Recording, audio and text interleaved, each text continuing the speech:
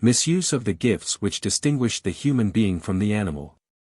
BD number 2083, September 22, 1941. Unadulterated pleasure in life is the goal and endeavor of every person who still lives in darkest spiritual night on earth.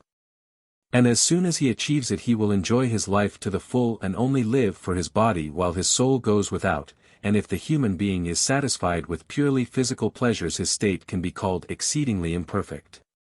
It testifies to a purely materialistic attitude, for then the human beings will merely be an empty shell. He cannot be deemed any more, that is, more highly advanced than a creature which lacks intellect and free will, for the latter is not being used or is used in a completely wrong way by the person.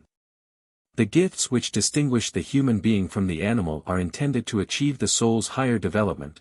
Their use shall merely manage to achieve the soul's transformation.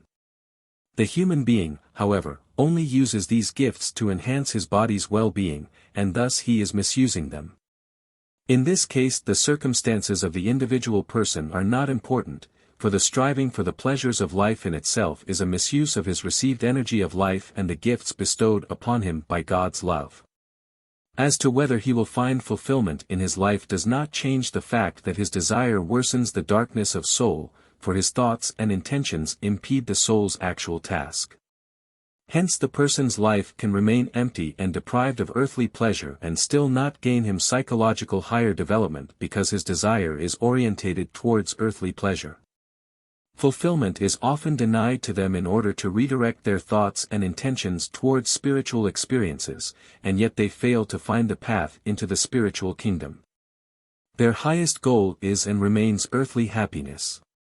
And such an attitude will not reduce their distance from God, thus it is the cause of a deficiency which will have far-reaching consequences at the end of their earthly life, and this deficiency can no longer be rectified once the soul has left its earthly body. On the other hand, a short time on earth can suffice to make up for what had been neglected if the human being takes the shaping of his soul seriously. This is why ever more opportunities will approach the human being in his latter years of life which he only needs to make use of and which, if he is willing, can bring him incomparable blessings, for God will not leave misguided souls without help even if the human being does not acknowledge him, i.e., even if through his attitude towards worldly pleasures and earthly possessions he turns towards God's adversary. He struggles for his soul until his death. Time and again he is willing to help and guides him such that his thoughts will be turned to spiritual spheres. And time and again his will is given an opportunity to make a decision. For divine love is such that it will not let go of whatever wants to withdraw from him. Even so, God will never decisively intervene in the human being's will but so evidently bring those people together who can complement each other, i.e., he brings badly informed people in contact with those who can serve them in a giving and instructive way. This task is often difficult as long as the world is still alluring, which weakens the will for the acceptance of spiritual truths. Yet occasionally just slight attempts will suffice to make a human being receptive to them, namely, when the world gives him very little. Unfulfilled desire can also lead to overcoming the desire, in which case it was richly blessed.